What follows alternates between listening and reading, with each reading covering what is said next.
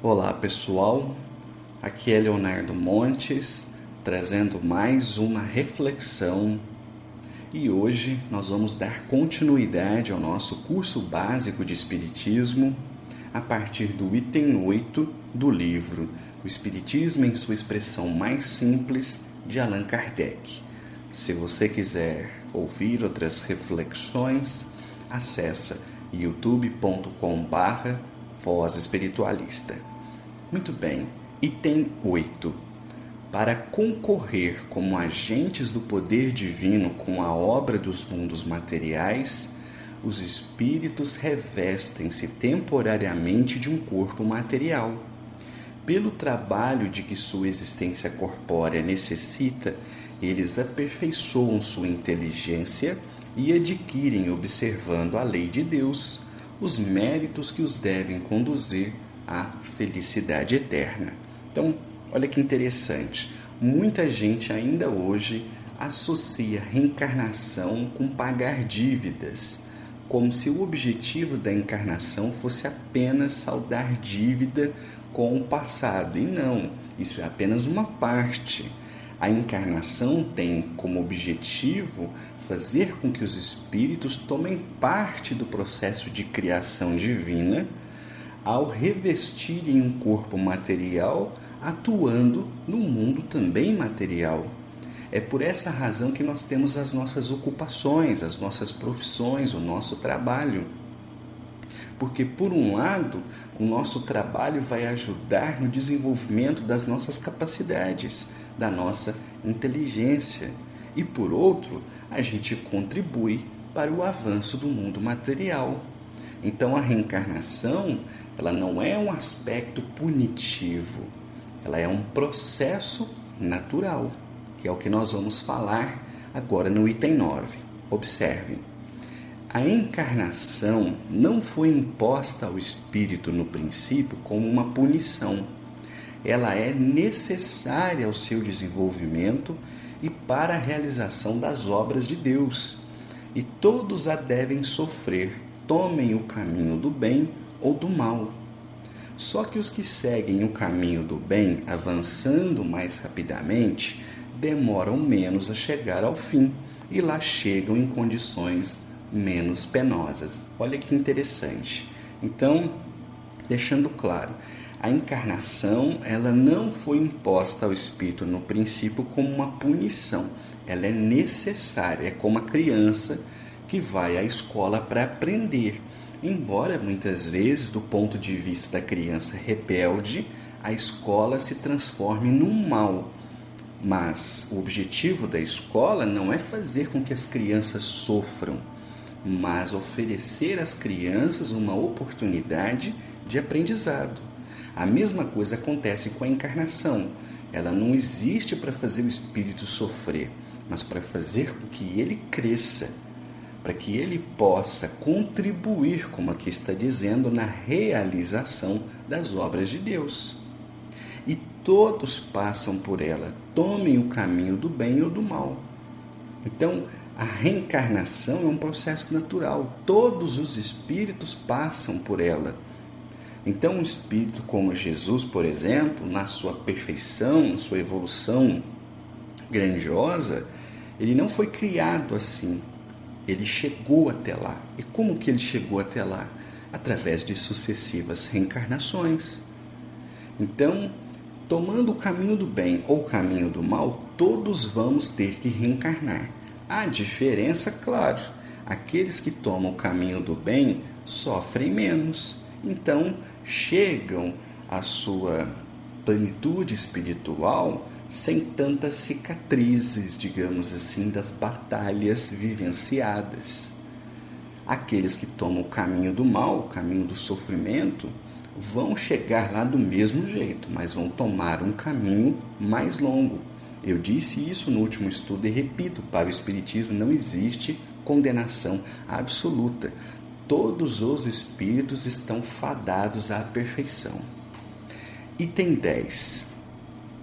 Os espíritos encarnados constituem a humanidade que não está circunscrita à Terra, mas que povoa todos os mundos disseminados pelo espaço.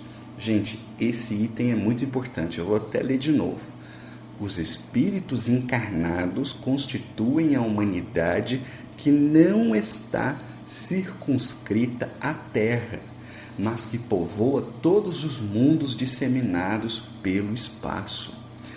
Hoje, quando a gente fala isso, soa até meio óbvio, mas se a gente pensar que isso aqui veio no século XIX, aonde a humanidade ainda estava tentando entender o seu lugar na criação, partindo de um olhar do próprio umbigo, em que durante séculos as religiões colocavam o ser humano como sendo um ser especial na criação, aqui já vem os espíritos dizendo para Kardec que sintetizou esse ensinamento numa frase simples.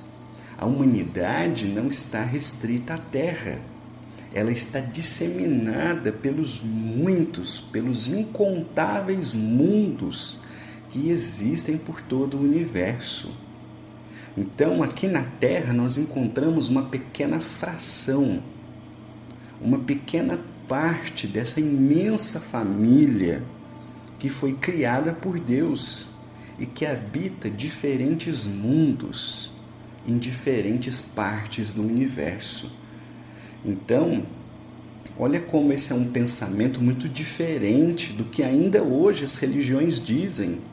Você vai conversar com um católico, com um evangélico, por exemplo, sobre vida extraterrestre, eles levam aquilo para o campo da ficção. Enquanto 150 anos atrás o Espiritismo já estava dizendo, não, nós fazemos parte de uma família, nós não somos especiais, nós somos apenas uma pequena fração dessa grande família que existe. Muito legal, né? Item 11. A alma do homem é um espírito encarnado. Para o secundar no cumprimento de sua tarefa, Deus lhe deu como auxiliares os animais, que lhe são submissos e cuja inteligência e caráter são proporcionais às suas necessidades. Então, olha que interessante, para quem sempre se perguntou, né, do porquê dos animais, né, os demais animais aqui na Terra.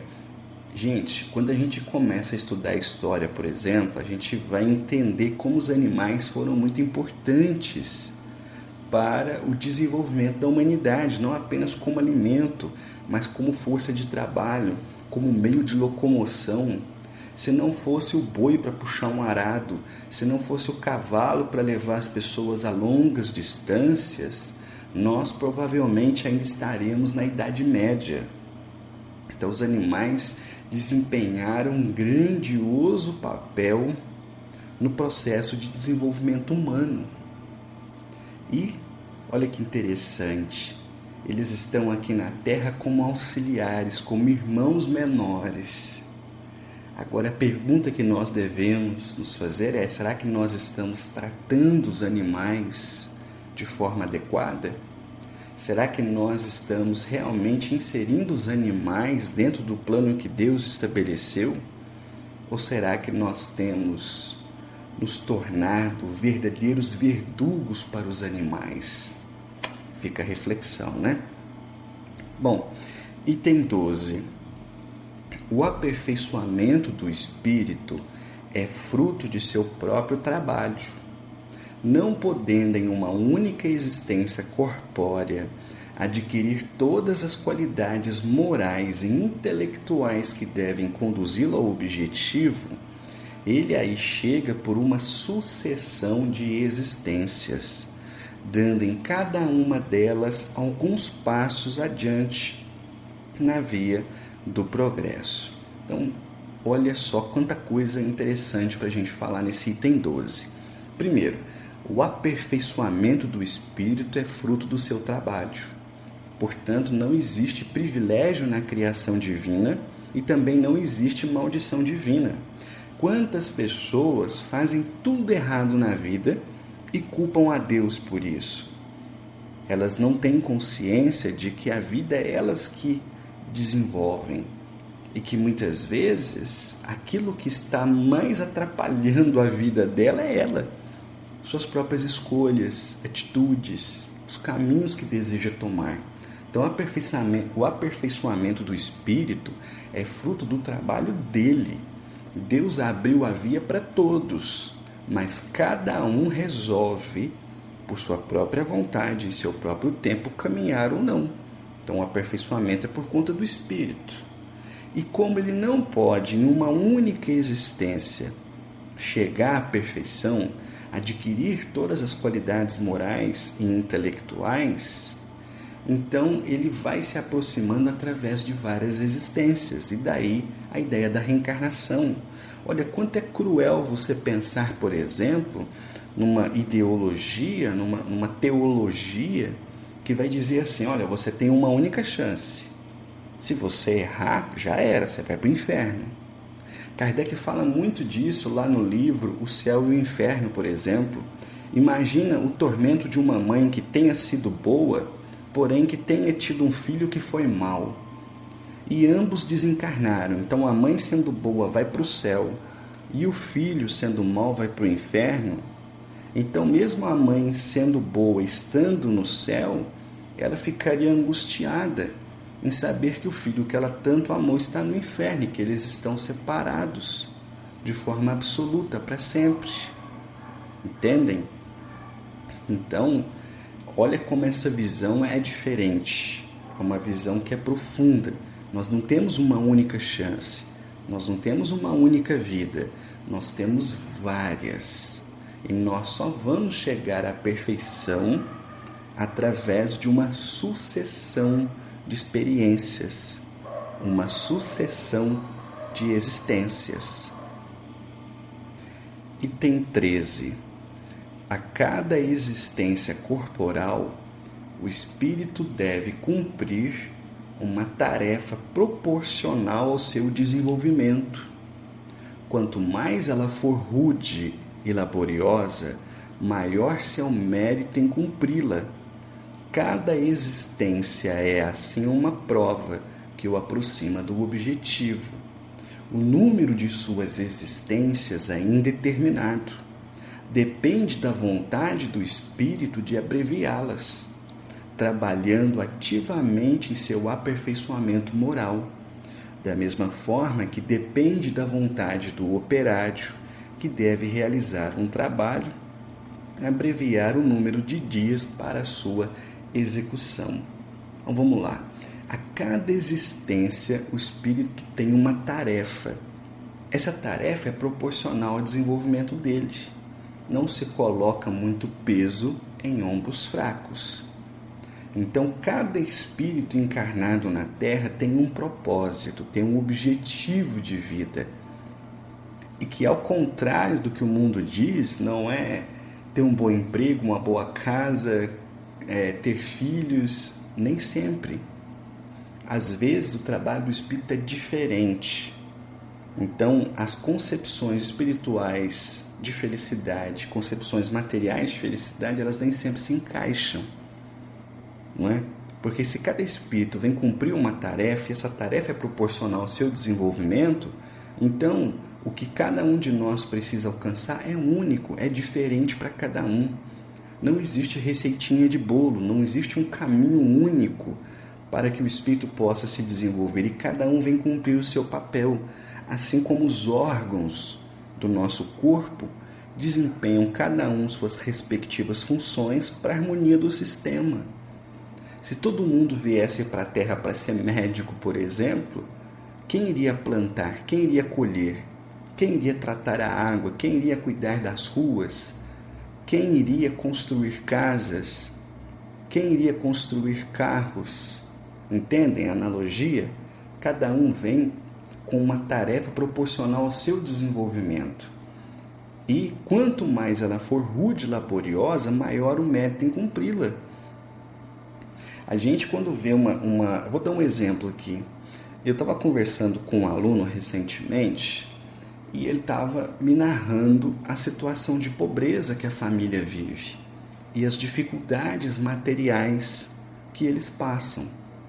Quando ele me narrou, por exemplo, assim, que ele queria um videogame melhor, que ele queria um controle melhor para o seu videogame, aquilo me deu uma pontada no coração, porque dói você ver uma criança vivendo numa situação de penúria tão grande. Só que ao invés de simplesmente passar a mão na cabeça dele, consolá-lo, ou ir lá comprar e dar para ele aquilo que ele desejava, eu fiz a seguinte reflexão: olha, já que você vem dessa situação tão difícil, você não acha que isso é um bom motivo para que você venha para a escola, estude, se dedique, aprenda, para quando você sair daqui você ter condições melhores de conseguir um serviço melhor, de repente ter um salário melhor e acabar rompendo com esse ciclo de pobreza da sua família?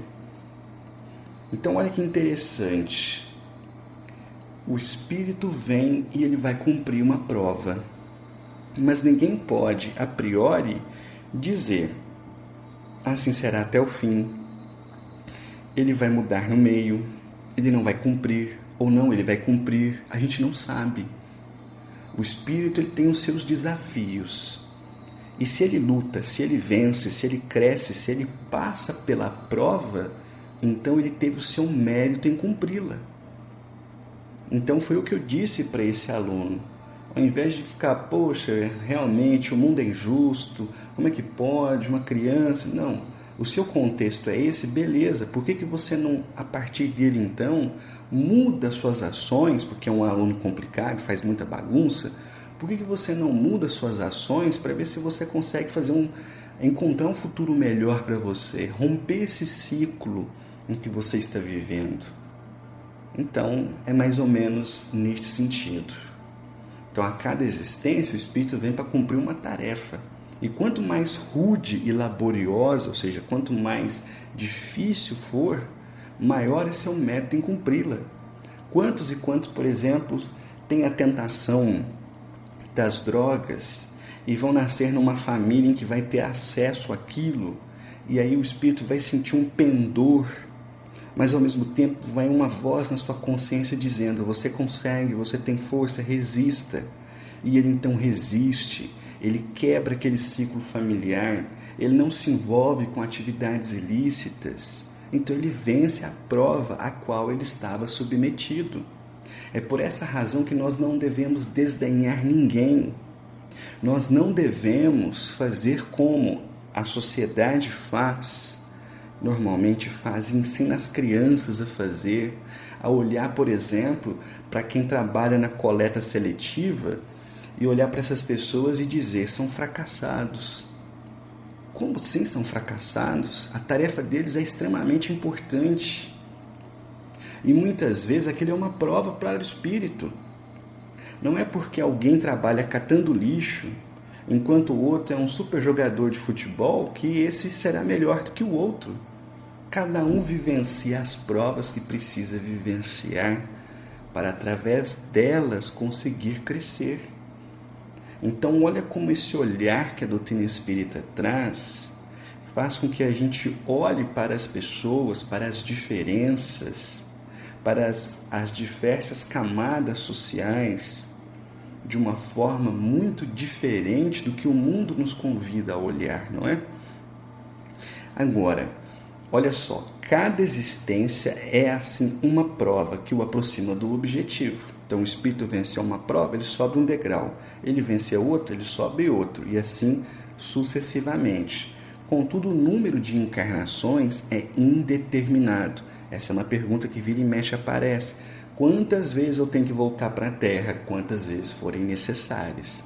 Não existe nada dizendo 10 vezes, 20 vezes, 100 vezes, 1000 vezes. Nós não sabemos. Esse número é indeterminado.